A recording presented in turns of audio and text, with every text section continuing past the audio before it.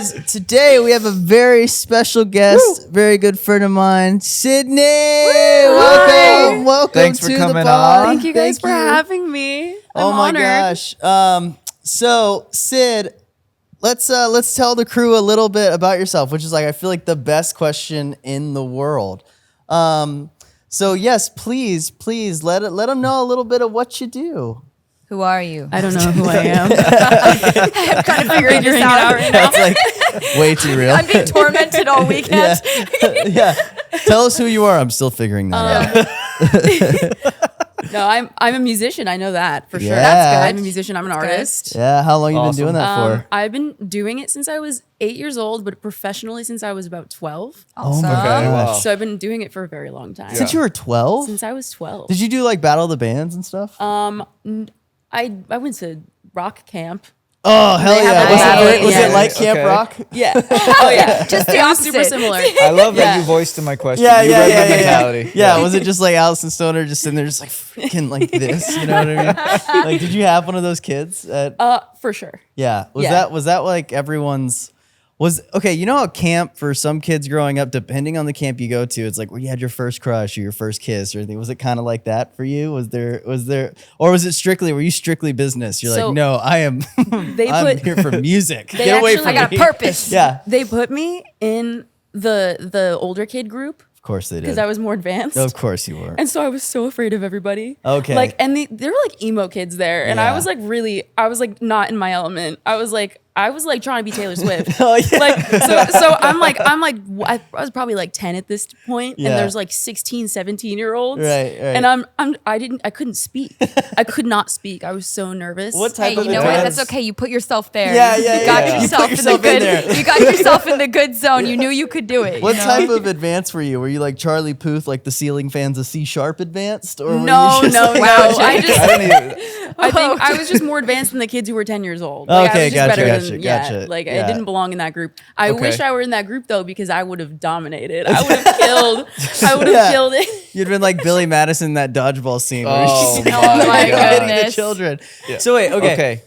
Go ahead. Okay. Okay, you go first. Okay, fine. Okay. So you said you got into music 12 years old, right? Yeah. So what happened? Like why music? Why did you Well, dive into that? Originally, I think my dad is a musician and he was in a Okay. bar band. Okay. Like he was auditioning bass players when we came home from the hospital. Wow. Oh wow. I'm a twin, by the way. So when I say we, Yeah. my twin. and I. Okay. That makes Okay. sense. There you go. And so we started playing instruments at a very young age.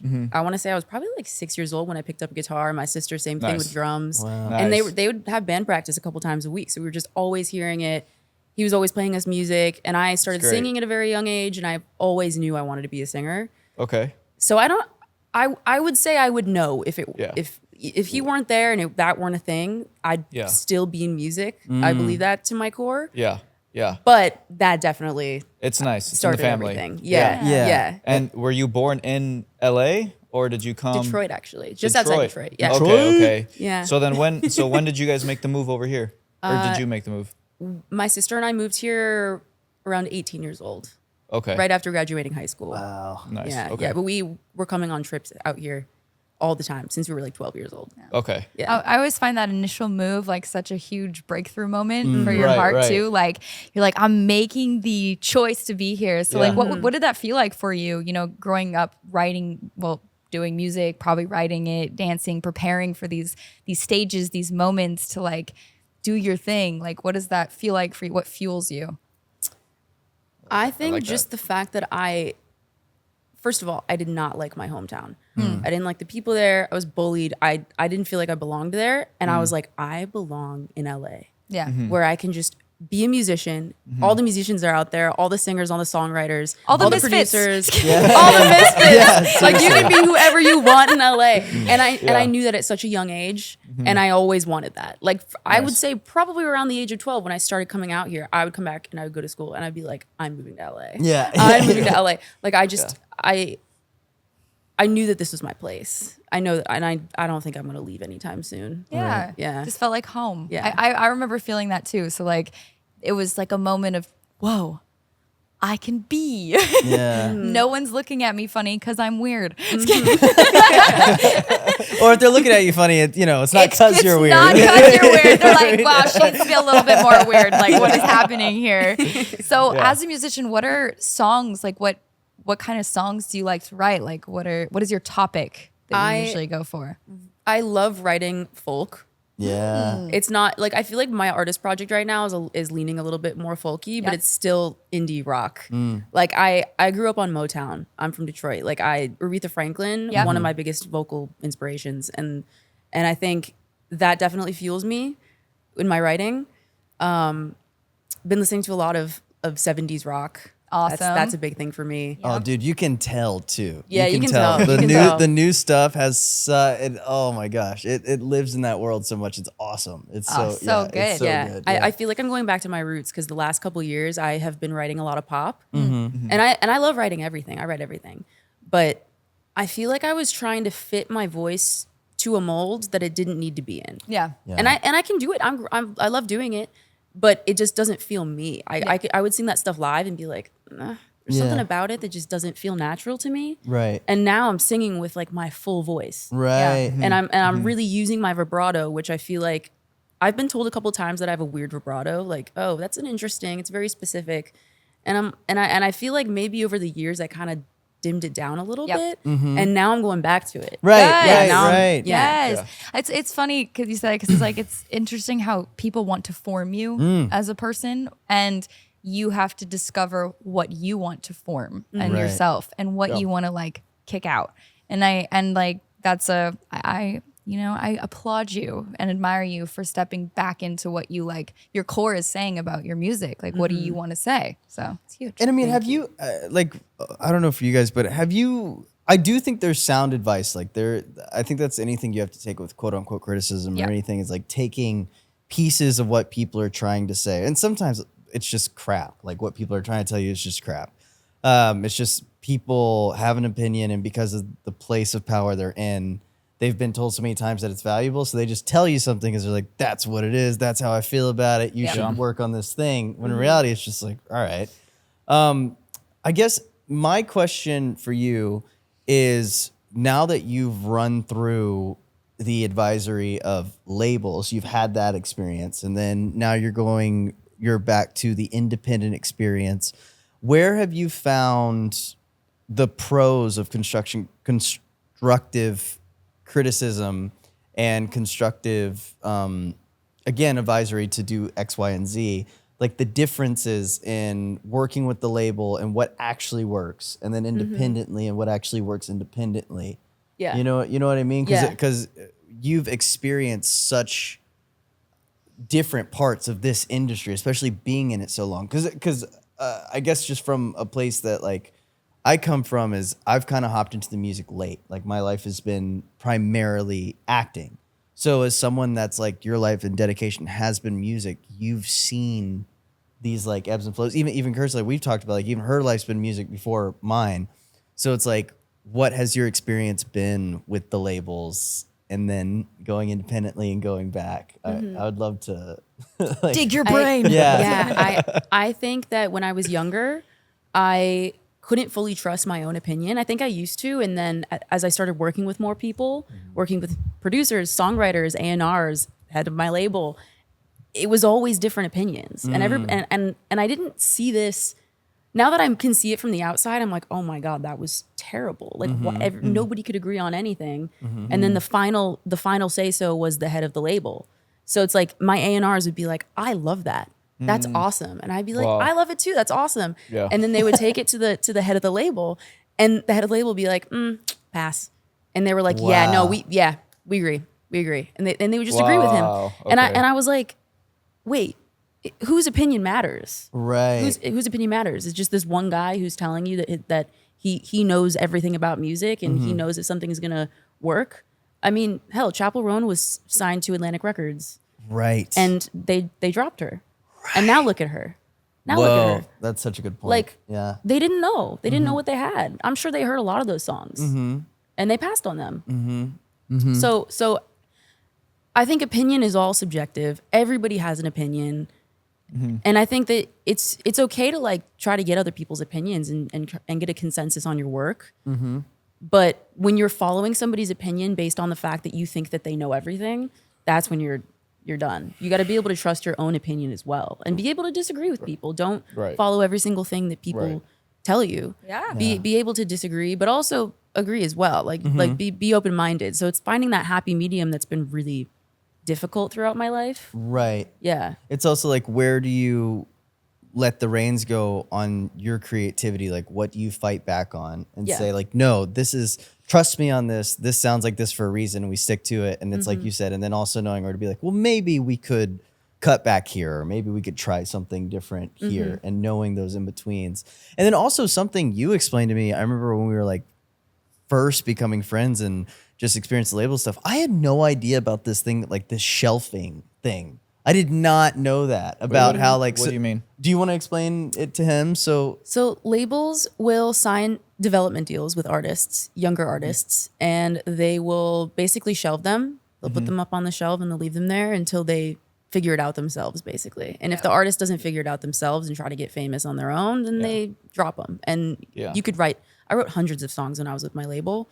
Okay. And a lot of them were great songs, actually. We could have released a lot of them, but they just, because they don't work like they used to anymore. Yeah. The labels, they shelve you and they just wait for something to go viral, like and then they let you release. It's basically a trap. Yeah. Well, then also, if you're too much like one of their big artists, then you're also shelved because you're competitor to what they're putting everything into. And so that's a huge thing as well. So you always want to make sure before you go to a label, like, who are their artists, and am I too much like specific people? Because you want to have, that's so true. Actually. because you want to have people who understand how to break that type of music, but you don't want to be too much like somebody else that they're like, well, let's get them, and then they have to stop doing all their momentum, and then we can take their momentum and put it into our artists because, well, we're putting money into that one. Right. So, and then when you were with, That's you're spot on. And then when you were with, because I know you've gone between a few different ones in your career.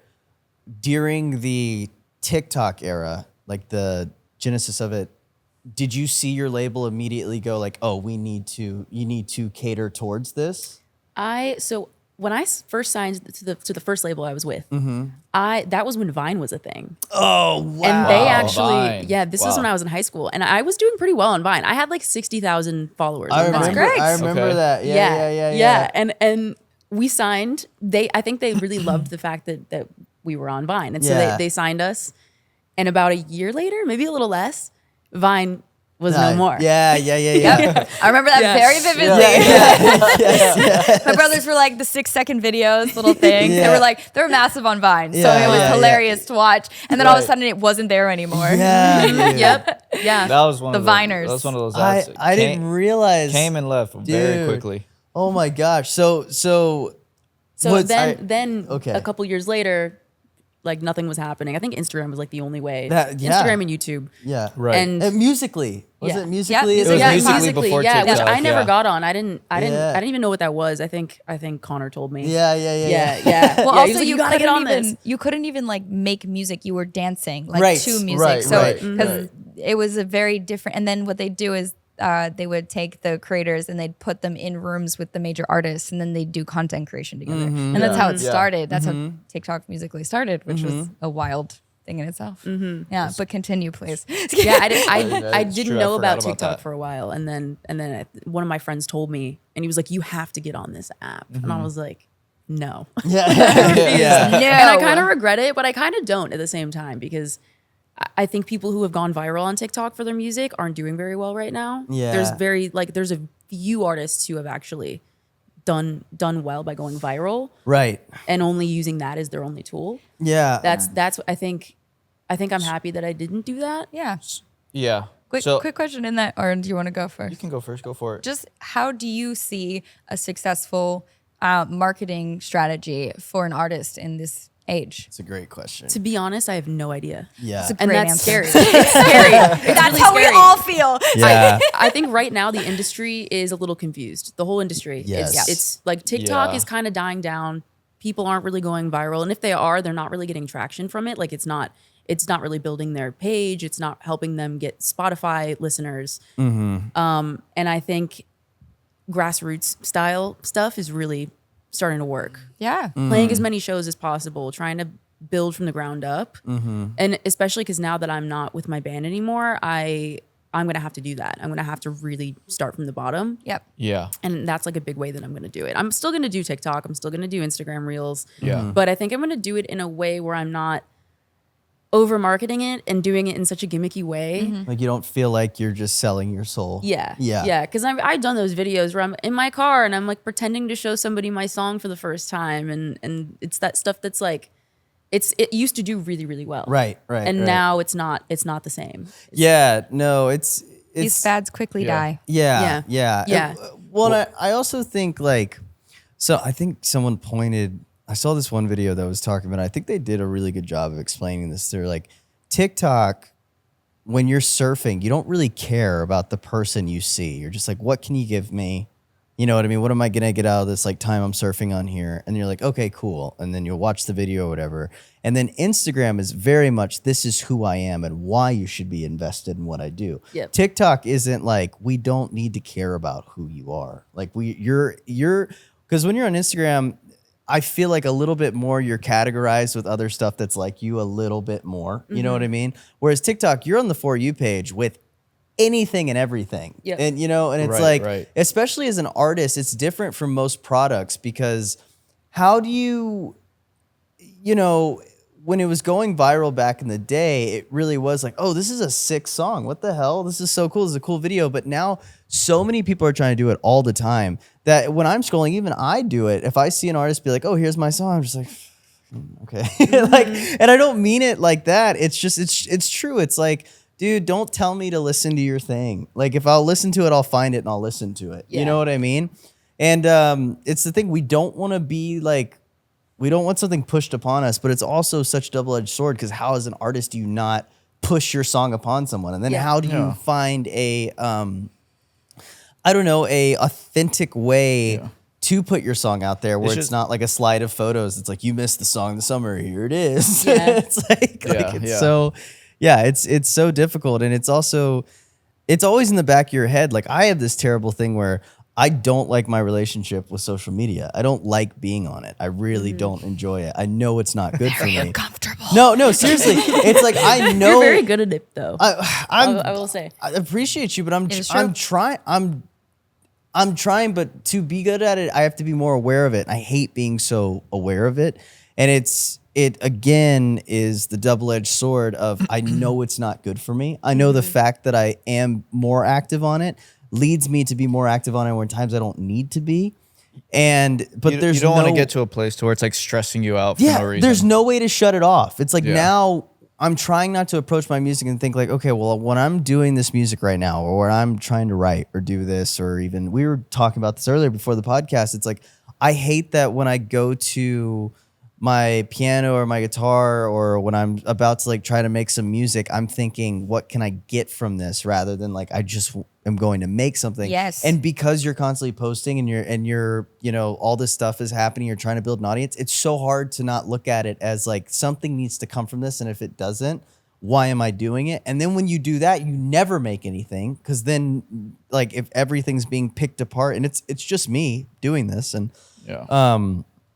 but it's created this relationship with social media that I absolutely despise. And I'm trying to find a way to balance it out. And I totally understand now. I totally understand why like labels and companies offer a social media person so that you don't have to deal with it. Cause I get it, to wash your hands and be like, we shot this video.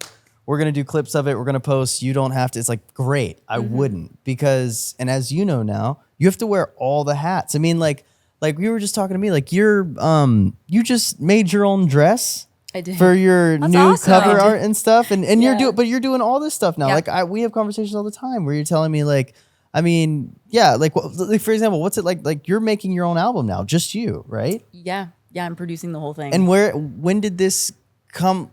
What was the, when were you finally like, okay, I'm going to just do this? I think my whole life I've been told by other people that it's not that I'm not good enough, but they'll hear something like a demo, be like, oh, this is cool. Let's give it to another producer and have them produce it out. And that was what I was told for a really long time. And I felt like, okay, I guess I'm only good at making demos. That's like the best that I can do is I'm doing demos. And when I wrote Love Sucks, that was originally one of my demos that I produced the whole thing. And a manager that I was working with had heard it and was like, wait, why didn't you release this version? And I was like, because everybody told me that we got to give it to another producer. Yeah. And he was like, I like this better. I think that this feels more you. It feels more organic. It feels more real. Yes. And I was like, Good manager. wait, what? Yeah, but the fact that nobody ever told me that, it was like every single person on my team, first of all, I had to fight for that song so hard because people didn't hear the vision. And every single person was like, yeah, I can't really hear it. We need to give it to somebody else, have them produce it. And I think that was kind of a turning point for me because I was like, wait, I can produce things on my own and I can do things myself and I can rely on myself and it's going to feel like the most me that I've ever felt. Yeah. So when I left my band, I had like a week of just sobbing and crying and being like, I'm all alone and I don't know what to do with myself and I don't know if I can do this, but like I need to figure it out. I relate. It's Right. okay. I did that this last weekend.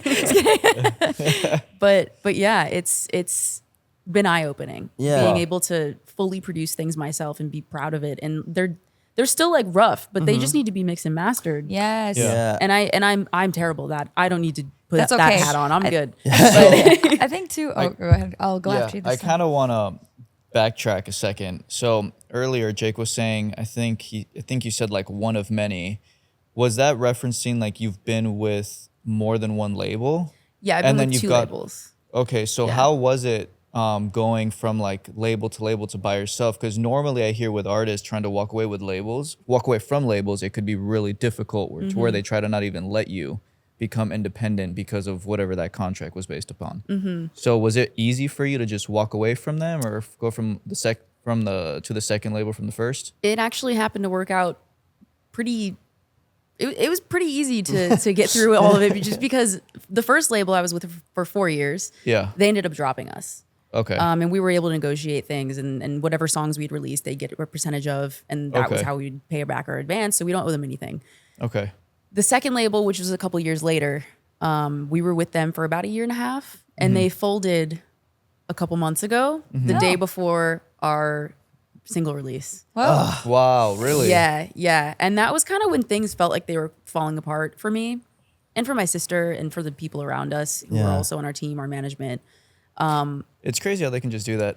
Yeah. they're like, yeah, I want to sign you, I want to partner you. A couple days before your first release, Yeah. we're not gonna Yeah. do anything. Yeah. We're falling apart. Yeah. I mean, Yeah, that was rough. That was really rough. That's But crazy. also an open door. I think we talk about that a lot, like where you ride the ride and when a door opens, you have an opportunity to take it in a different direction. And Right. like what a gift to be able to just transform and like transfer into a new season of life for yourself to like really trust that you know what you're doing. Like you've been through the ringer a lot of times to be able to sharpen the tools that you've been given to then walk into like what you know you're called to speak about. Right. Yes. And that's huge. Like Yeah. what a gift to be able to stay, I'm going to stand in the sounds that I know I want to like give out to the world.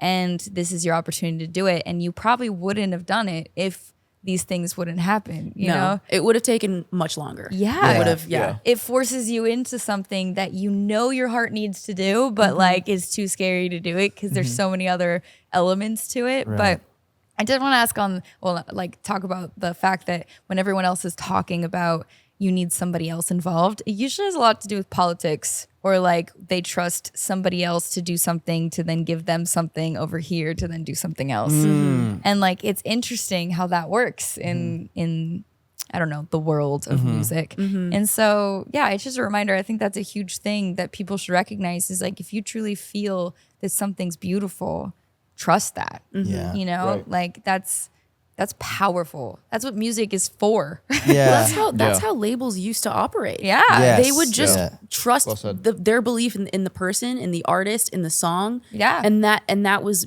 that was why music was so much better back then. And like, and because people were actually believing in artists and in the music. And it wasn't just about the timing matching up and like, and that person doing something themselves and going viral. And I think we're getting back to that right now. Yeah. I really do think we are. People are missing the story. My friend says as Yeah. well. He's like, people are missing out on the story. Like, what is your story? I mean, a lot of time, even as an artist myself, as a person, I forget my story. Right. I'm like, I don't know what I did yesterday. Yeah. I'm focused on today. What am I going to do today? Because yesterday was freaking weird. You know what I mean? Like, we forget about these crazy little moments that have pretty much brought us to where we're at today. And we don't want to be vulnerable in those things because it shakes our core, and it's all about what's next rather than what's been and what's being. And so it's a world. So I love that you say that, even as an artist, that you can see that it's going back to the roots of things. Like, think about that, the root of why music actually exists to begin with. Right. People want to be transformed. They want to be like, taken somewhere. It's also funny too, though, because as much as I 100% agree with like having a story, I also feel like at the same time, there's a certain, it can be counterintuitive in some ways, depending on how you approach it, just because you start to think like, oh, well, I have to have a whole story behind my music, or I have to be something more than just a person putting music out. It's like, that's also such a terrifying, that's when you have to have a balance. I think the story is maybe just the story of staying true to yourself, right? Yes. Like that's like at its core, because I think about that all the time too. It's like, oh, I can't just release music and enjoy doing this. Like I have to be this thing that represents all this. It's like, I just like making music. If you like it, that's awesome. Like it can't just be that, and it's like, it's weird because it can and it can't, I don't feel like we're as brandy as much as we used to be. I feel like there was this weird time where it's like, what is your brand? Did you ever make a pitch deck for your artist? Oh career? my Like, gosh. did you ever have to do that? Oh yes. Like the fact that they're asking you, like, you have to name 6 traits about yourself as an artist and as a person. And like, I'm like, what? I honestly didn't like the genre thing. I know that's a thing, Yeah. but I hated that. Like, Yeah. hate's a strong word, but I was so frustrated every time I go to a room and be like, so what's your genre? And I'm like, Kirstenism. Yeah, but it's Me. it's true though. It's like and I still this day that's still the worst question when you get asked like, what type of music do you make? It's just like, it's always changing, man. I don't know. Like I make what I make. I make what I enjoy at the time. I mean, sometimes I'll be writing something, I'm like, oh God, this sounds like something from the 60s. And then this next thing feels like something that's like hyper pop or whatever. It's like, you just write whatever, and whatever you're influenced by too, I think it is so big. But it's just, we've talked about this a lot, about how in this industry now you have to wear so many hats now. It's like, you're not just the artist anymore. It's like, what's the vision? What's that too? And I think that's really great to have. Like, I know we've talked about this, like you do, even with Love Sucks, you're like, they didn't see the vision and you have a vision. I think that's amazing to have, and it can lead to a story with the fans and everything. They see where you're getting at and everything.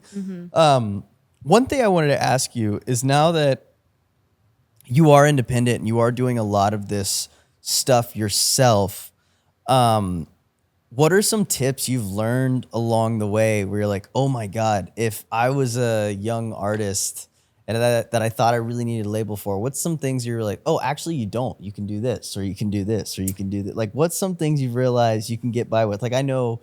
Teach us the wisdom. Yeah. For example, like you've like edited your own video? Like, I have. Yeah. You can do most things yourself. Right.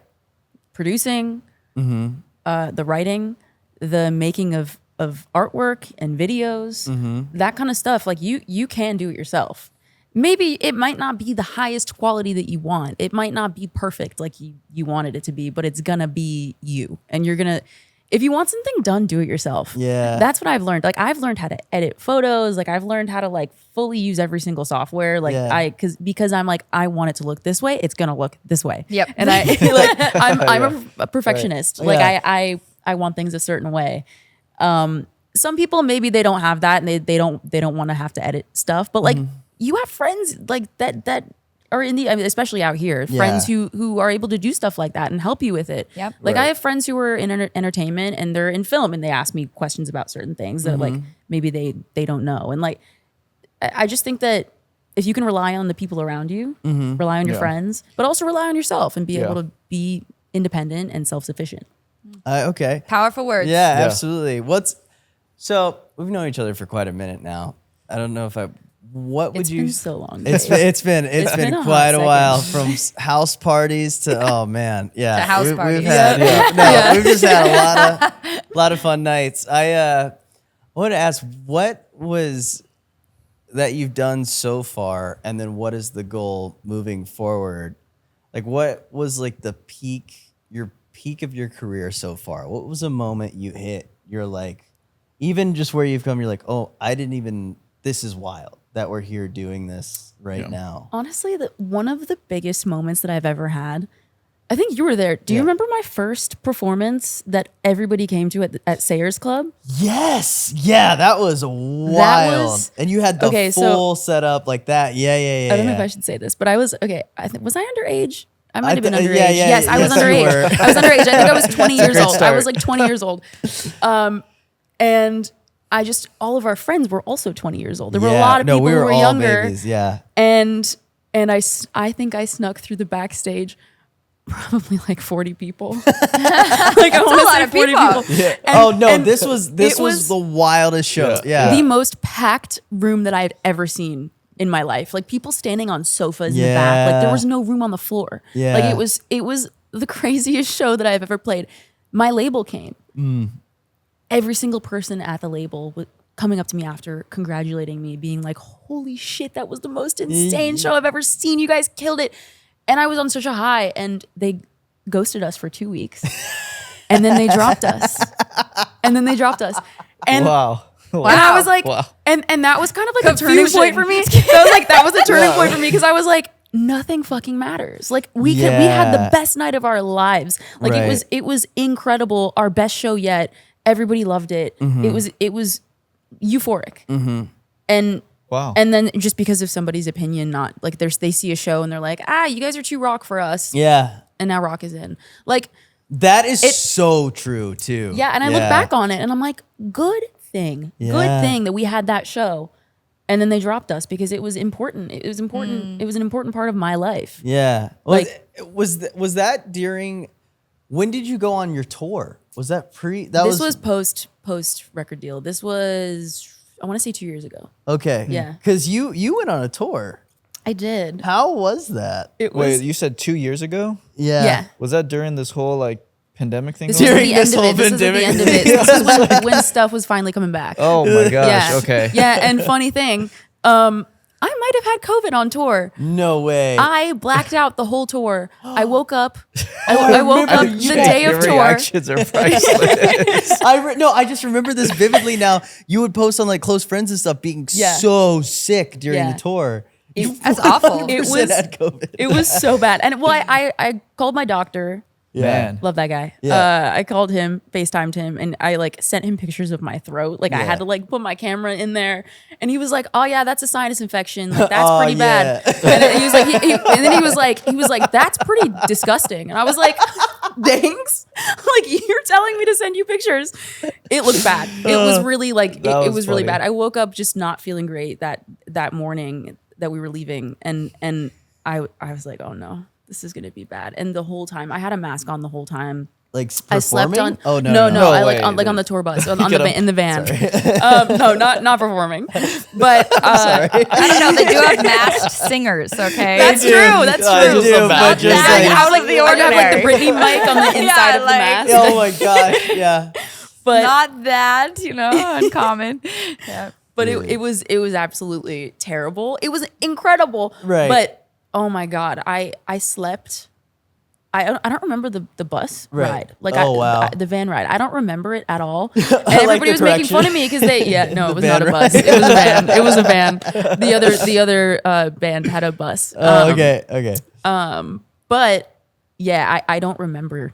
Like they were like, "Oh my god, you missed it. These mountains were so beautiful." And I was like, "I'm not alive right now." Like it was bad. And I was like, I ended up using the spray that like numbs your throat. Yeah. I ended up using that because a friend had told me about it, and she was like, use it sparingly because you can hurt your voice. And I was like, sure. No. I came back from tour with like I wasn't recovering from my sickness, and I ended up having vocal cord paralysis. Oh, lovely. What is that? Oh, Is yeah, that what is that? paralysis? Yeah. It's literally paralysis of your vocal cords. So you couldn't speak? I could speak, but I was speaking in a really raspy tone. If I would talk for more than like 5 minutes, Yeah. I would be like, it was really bad. God. That's awful. And yeah, one of my vocal back, cords like, was "Thanks for coming to the paralyzed. show." I was like, We had a great oh my time. God. And Changed that our also doesn't help is personalities. after shows, I'd be talking to people and I would be like this. I'd be like, talking in such a deep Oh, voice. did you enjoy it? Oh no, Makes me Jay. so happy. Chocolate. I just man. can't get over your doctor being like, damn. Like, that's so funny. He has no bedside manners. Like, your He has doctor's no- like, First dude, of all- that's not good. First of all, you're on a FaceTime call with your doctor. Yeah. How does this look? He's like, Not he's good. like, he's like, oh yeah, that's not good. It was bad. It was Oh really my bad. gosh, dude. But anyway, yes, that was my first tour ever. Wow. Would you And- do it? Would you? Okay. You'll never forget it. Question. Never forget it. Question. Actually, I kind of did a little. I don't. Tried to Yeah. forget it. Now they Tried to push it back. from what you remember, what are some misconceptions people probably have about going on tour? Like, You're not going to make money. okay, You're not going to make money. okay. Just like- unless you're selling Or a crap ton of Hard. merch. Yeah. My sister was very sweet, and she ended up buying the merch. Like Wow. she'd gotten like this designer that she was friends with to make it, and then she bought like a couple hundred T-shirts. And I think we only sold like maybe 20 on our whole tour, but actually maybe it was more than a couple hundred. I think it was like 1,000 T-shirts. Oh, wow, And yeah. they were like specifically branded to the tour, so it was like Stereo Jane yeah, tour yeah. 2022. Still, that's a vision. It doesn't matter. Yeah, you know, at least yeah. it's like, yeah. But she never got her money back. Yeah, I feel so mean- bad. There's hundreds of T-shirts sitting in her garage. Yeah. Yeah. Poor girl. I don't think that you go into this business thinking, I mean, you shouldn't go into this business thinking I'm making a bunch of money. No. Or you're gonna No, make but your I money feel back. like all artists know yeah. that. Well, I mean, Like yeah. it's Yeah. the general Yeah. public that thinks like, oh my God, you're going on tour. That's amazing. Like my whole family was like, oh my God, this is like a big thing. Like you're gonna make money. This Like, and that. you've I'm done it. No, Yeah. No, it's That's Do you the know how thing, much the money I had to the put money up? can't be the first Yeah. thing in your mind. yeah. Yeah. It's like you've done it. It's well, I mean, I think that's why your success has to be what you consider success. Like Yeah. it has to be how you see it. Like, because you can't put it behind kind of a paywall thing. You can't put it behind, you know, like you were saying, that show was the peak for you. And in your mind, that's the most successful, that was the moment so far, right? Because you're like, that's what success was to you, to have all your friends that be playing this And show. that was happiness. 'Cause That was is happiness, success. right, Like exactly. to me, like I just want to be Yeah. happy. I want to Right. be financially stable. I don't Yes. need a fucking $5 million mansion. Like I just want to be. Yeah. I just want to be happy, content, Yeah. make music, and be able to put it out there and live and survive and not be freaking out at the end of every month trying to pay my rent. That's all I want. Yeah. That's all I want. I just want to live. It's good vision. that's completely yeah, that's reasonable. okay. That's allowed Right. to happen. And you then know? Right. So now we talk about this a lot. This is a big thing with like schedules and stuff like that. What do you like? How do you make sure you stay on top of it? What's your day like? Like how do you, are you one of those messy, I'll get to it when I get to it, or do you wake up and treat it like a job? Like I wake up, like how do you do it? I love planning things. Oh, I love okay. a You deadline. dirty little I planner. love a deadline. I have a whiteboard in my room that is like a checklist of the week and then a Yeah. checklist of the month, and making sure that I check things off this month. And then Yeah. like I have deadlines. I literally set up a show for Mm-hmm. myself in September so that I have to finish my album by then. Good. Oh, Like nice. that's Yeah. and I started my album a month ago. Like I'm Right. trying I'm making sure that I'm getting everything done, trying to get everything mixed and mastered by a certain date. Like I like just sticking to a schedule is so important for me, especially because Yeah. I work from home and I like make my own schedule. yeah. Yeah. Because Well, I'd be a go mess. crazy if you don't. That's for me too. I Yeah. have Yeah, to I have was- my calendar's my Kirsten and I- lifesaver. Yeah. Yeah. Oh Kirsten my and I, gosh. if we don't have schedules, we're like, what do we do? Yeah, what do we what, do? do, what do we do? What do we do Sitting with on my our time? couch, I'm like, It's almost like having it's almost like having Hugging the pillow. What am I gonna do? yeah, it's almost like having a day of peace and relaxation like should not happen. There's It's like see, but that's also I feel like such a problem. No, of yeah. the Yes, art- or Jake, like it a- is a yeah, problem. it is. No, It I'm is. saying for all of no, for all, not just for you guys. I'm saying you guys are not the first and won't be the last people I hear say that. Yeah. It's we have been wired, not only just for creatives but people Yeah. in general. If you're having downtime, Yeah. you're wasting time. That's what I'm saying. Like, it's good to have a schedule. It's good to set goals because then you're going to be productive and efficient with what you need to do. But then it's okay to like balance out and have a day to breathe. See, like, I we're wish- not made to just freaking go all the time. do you mean I'm not you're a gonna end up robot? crashing. Yeah. I know. I'm still try to wrap my head around that because it's like it's also different too, right? When you know what you're doing, especially creatively, is not like it's paying the bills, but it's not paying the bills. Like you're still kind of bleeding out. Like it's still that's an even tougher mental challenge to be like, if you're not constantly having something coming in, the idea of allowing yourself to still sit and be like, well, it will come in or this will happen because what I am doing is leading to it. Like that fear, that's such a big monster that's in your head. It's hard to quiet it down, even when you are planning and scheduling and stuff. That's why I am always curious if, like, I don't know, you have some homies that are insanely creative, but just no schedule. They're just like, oh, I kind of do this and I kind of do that. I'm like, what? How? How are you like? How are Which is you? also a gift too, because Yeah. I Totally. think those people too, for some interesting reason, this is something I've been learning. Okay, and Yeah. I will say if you guys agree with this, you gotta trust the process because Right, right. ultimately, the more I want control over something, the less things come to me. Yeah. And that's a problem. Like not Yeah, being yeah. prepared, but being cautiously overbearingly controlling over the thing. Yeah. Because then I'm constantly focused on what can I do rather than what is happening for me. Yeah. And how do I just be in it? Which is hard for me because I love planning and which is not an issue to plan, but like you're saying, if you're overbearingly planning something, there's no room for creativity. Yeah, There's if you're no room. stressing out about it, Yeah. there's no way. Yeah. You're I'm learning that highly. spot on. Yeah, it becomes like it eats you alive. Yep. I don't know. I'm trying to figure out like where you let go enough and then where you operate enough and where that middle ground is and then what that even looks like too. Because do you ever question sometimes your end goal and you're like, that's it, that's the goal, I know it, but also you're changing. So one thing How can you have an end goal? well, I mean, there's got to be like maybe not an end goal forever, but I'm I saying want to an live forever. end goal is like let's say your end goal is getting your house, Yeah. right?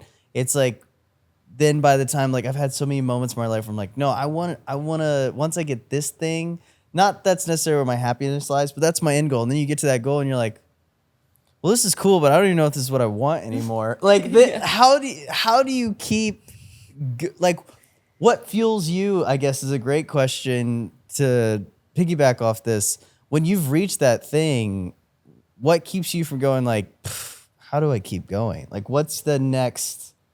I think because I set small goals for myself. Like I'm not small setting goals is huge smarter. goals. Like Yeah. I know what I want in my future, but like I can't be doing something today that's going to work towards that Right. that quickly. Like it's going to be a slow process, and if I can create small goals for myself, that's going to make me feel accomplished. And also with that, I'm going to be like, once I complete those small goals, I'm going to be like, I can relax for a day and I can chill for see? a day, like Bars. like give it to yourself, Yeah. I used to Yeah. not be like that. Yeah. What changed? When did it change? I grew up with the mentality that like, if you aren't working 24/7, you're a fucking shit human being.